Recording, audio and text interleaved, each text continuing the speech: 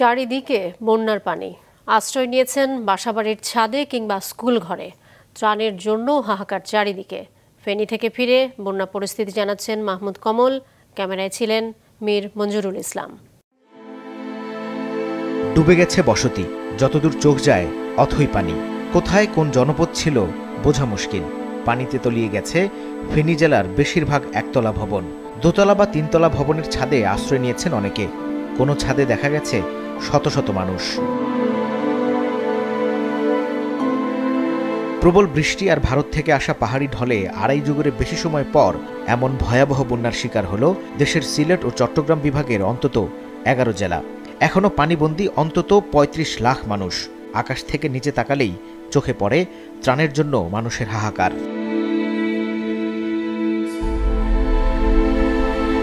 ফেনীতে আজ ত্রাণ কার্যক্রম চালিয়েছে বাংলাদেশ বিমান বাহিনী।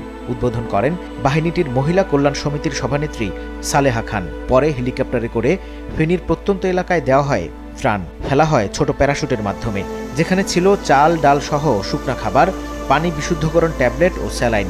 এসব ত্রাণ পেতে হুমড়ি খেয়ে পড়ে বানভাসী মানুষগুলো।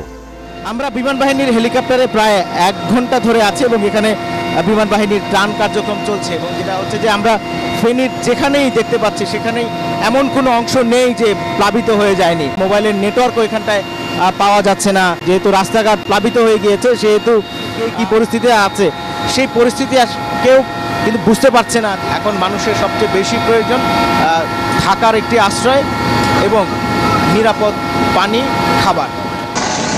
দুপুরে বন্যা দুর্গত এলাকা পরিদর্শনে যান বিমান বাহিনী প্রধান air chief marshal Hasan Mahmud খান।